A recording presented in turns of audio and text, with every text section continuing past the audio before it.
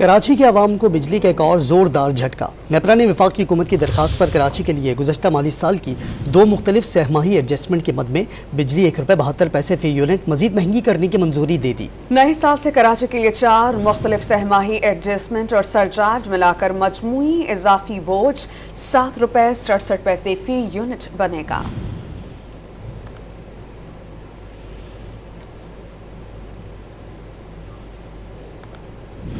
कराची के अवाम को बिजली का एक और जोरदार झटका। नेपरा ने वफाकी हुकूमत की दरखास्त पर कराची के लिए गुज़श्ता माली साल की दो मुख्तलिफ सहमाही एडजस्टमेंट के मद में बिजली ₹1.72 फी यूनिट मजीद महंगी करने की मंजूरी दे दी। नए साल से कराची के लिए 4 मुख्तलिफ सहमाही एडजस्टमेंट और सरचार्ज मिलाकर मजमूई इजाफी बोझ ₹7.67 फी यूनिट बनेगा।